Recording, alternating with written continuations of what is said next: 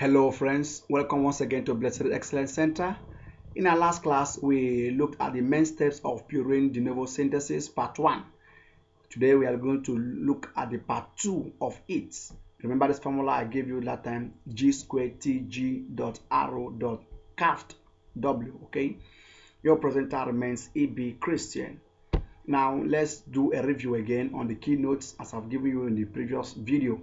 Now, I said that there are 10 steps of purine nucleotide de novo synthesis, which is summarized in this acronym G2TG arrow dot caft W, okay? And I said that step 1 utilizes glutamine, involves incorporation of glutamine. Step 2 uses glycine. Step 3 uses tetrahydrofolates.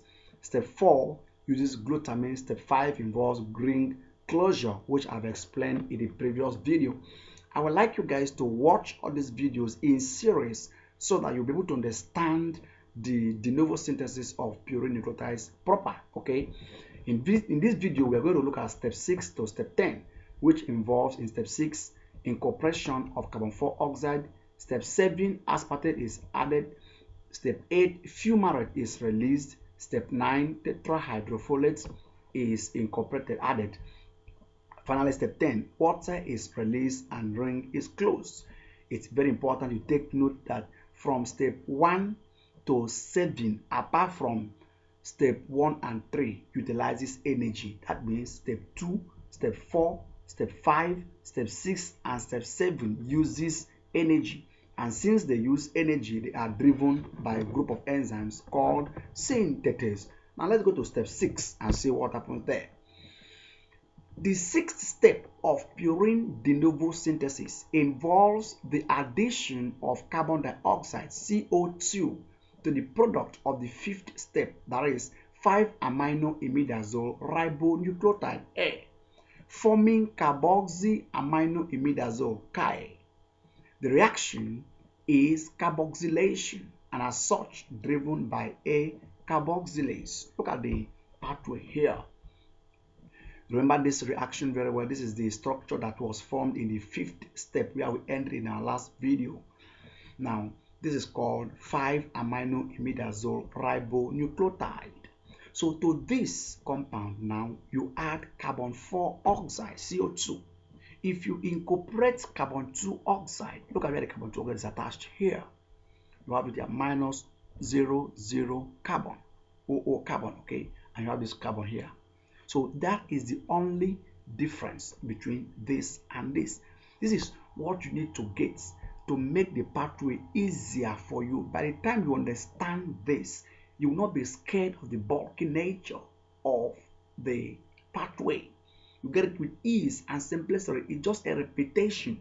The moment you have the first step, the first starting material, everything will just be addition of small things, and you're good to go. That is how to simplify the pathway. Okay, good. So if you carboxylate 5-amino-imidazole ribonucleotide, you're going to have carboxyamino-imidazole ribonucleotide, which is this. And since it involves addition of carbon dioxide, the enzyme will be called carboxylase. Remember, watch that video that I taught you terminologies of purine de novo synthesis. The terminologies of purine de novo synthesis. Watch that video so you understand the terminologies. I've explained the concept of carboxylation. Okay, good. So when you carboxylate it, you have this. Now let's go to the reaction. Also involve ATP. So you add ATP, remove ADP and PI. Let's go to the 7th step. The 7th step is associated with the condensation of carboxyamino-imidazole with aspartate to form N-succinyl 5-amino-imidazole 4-carboxamide nucleotide. Okay, the reaction requires ATP and as such catalyzed by Saccharine synthetase. Look at it. Look at the pathway here. This is the stuff we have in the 6th step. Okay, so we are repeating it here as our substrate in the 7th step, and we call it A, which is carboxyamino-imidazole ribonucleotide. So you add aspartate to it. This is formula for aspartate. Watch very well the structure for aspartate, HOOC, CH2, CHNH2, then HOOC. That is aspartate. So if you add this aspartate to this carboxyaminoimidazole ribonucleotide, watch what will be formed. Already you have OOH here, and in such a reaction, it is carboxylic group that will combine with the amino what group. Okay, good. So if you pick one oxygen from here and then you pick hydrogen from here, what will be formed? So this carbon and oxygen will now combine with this nitrogen and hydrogen to form this. Now watch the structure now. Let's make it easier for you. All right. You have nitrogen, carbon, carbon, nitrogen, and carbon, which is repeated here. Then this OOC, this oxygen, two oxygen and carbon, remove one of the oxygen. What is left is now carbon double bonding oxygen. Then bring in this nitrogen and one of the hydrogen, which is this nitrogen and this hydrogen. Okay. Then this CH is this CH. The HOOC is this HOOC. Then CH2, CH2. Then HOOC is this. Simple. That is how you inculcate the aspartate. So we see that the seventh step is where aspartate is inculcated. So when you add that down, it becomes N-succinyl 5-amino 4-carboxamide ribonucleotide. And since it involves ATP, we call it cyclosynthetase. That is the product synthetase, that's B synthetase, which is N-succinyl 5-amino imidazole 4-carboxamide ribonucleotide. That is cycle. Okay, good. So let's go to the 8th step and see what is there. This step does not require ATP, but involves bond cleavage, where N-succinyl 5-amino imidazole 4-carboxamide ribonucleotide cycle undergoes bond cleavage, releasing fumarates, and 5-amino imidazole 1-carboxamide ribonucleotide ICA is formed as catalyzed by adenylosuccinate lyase. Adenylosuccinate lyase. Now look at the pathway here. I like this now. We repeated the previous product, the product we have in the 7th step. We repeat it here, okay? Good. Now, this step is where bond cleavage occurs. You don't need to incorporate anything. You don't need to add any precursor here. You cleave a bond here. Now, watch how the bond is cleaved. If you come to this place now, you see here you have carbon double bonding oxygen, you have nitrogen and hydrogen. If you break this bond now, you're going to have this nitrogen, and this nitrogen is this nitrogen, this carbon double bonding oxygen is this carbon double bonding oxygen. So if you break this bond now, this HOOC, CH2, CH and C and this HOOC will be liberated as fumarates, will be removed as fumarate, leaving only this H, this carbon, this nitrogen and this hydrogen with this carbon bonding oxygen, which forms this product, and we call that 5-amino imidazole 1-carboxyribonucleotide. So in this case, the fumarate is released. Look, this is the structure for the fumarate. This is HOOC, CH double bond CH, COOH, which is the fumarate that is released as a result of the cleavage of this bond. Now remember that one hydrogen will leave from this place to add here to become this H we are seeing here, so that to balance the number of bonds attached to nitrogen, and then here becomes double bond, which we are seeing here, which is HOOC carbon double bond CH-COOH, which is the fumarate that is released.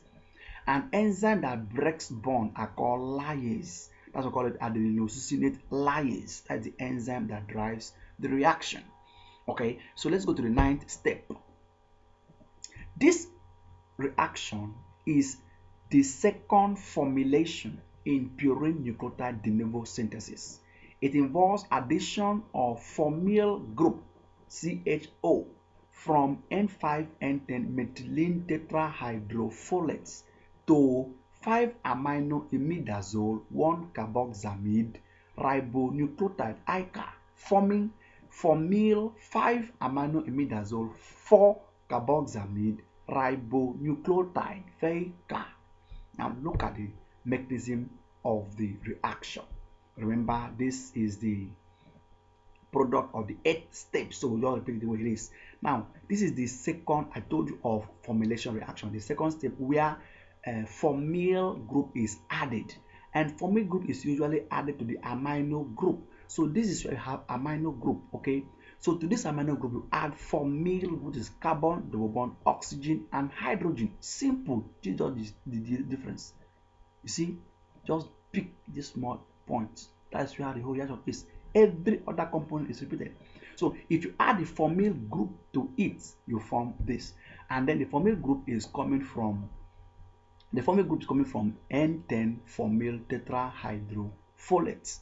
And when you add the formyl group, it becomes formyl 5-aminoimidazole 5-carboxy ribonucleotide. So that is what happens in the 9th step. Now let's go to the 10th step. The 10th step does not require the incorporation of any precursor, but involves ring closure and water released. That's what is released. The reaction leads to the formation of inosine monophosphates, and inosine monophosphate synthase closes the ring. That is the enzyme that drives the reaction. You remember in our previous video, that's why I encourage you to go to my previous video on purine de novo synthesis and watch it so you understand what is happening here. I told you that the process of purine de novo synthesis starts with ribose 5-phosphate that undergoes the preliminary step and 10 other steps which we are doing now to give you inosine monophosphates. Then the inosine monophosphate is then converted to adenosine monophosphate and also guanosine monophosphate. Then from there we have the respective triphosphate. So this is the inosine monophosphate that is just formed. Look at the part of the reaction. Look at the part of the reaction now. Now look at it. This is the product of the 9th step. Okay. So in this case, you don't need to incorporate anything. All you need to close this ring. Close this ring. This 1 atom, 2, 3, 4, 5, 6 is enough to close a ring, forming a 6-sided shape. So look at it now. This amino group NH2, this nitrogen you are seeing here is this nitrogen you are seeing here. This carbon you are seeing here is this carbon you are seeing here. This nitrogen is this nitrogen you are seeing here. Yeah. This carbon is this carbon you are seeing here.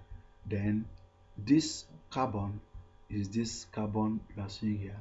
Then this nitrogen is this nitrogen. This carbon double oxygen, this carbon double oxygen, and then the ring is closed. So what happens in this 10th step is ring closure and elimination of water. Water is eliminated, water is liberated, and that is the water you are seeing here, H2O here. The enzyme that drives the reaction is called inosine monophosphate synthase. So this, remember, you can remember this top, the compound on top here now. This is what we call purine. This is purine. Purine is composed of 2 rings. One is 6-sided and the other is 5-sided. So when you have oxygen on top of purine, we call that hypoxanthine. When hypoxanthine is linked to ribose sugar and phosphate group, it becomes inosine monophosphate. It is from this inosine monophosphate we can now form our adenosine monophosphate. So this is the completion of the 10th step of purine de novo synthesis. I really want to appreciate you for watching. Do it to subscribe, share the video, click the bell, like it, and drop your comments.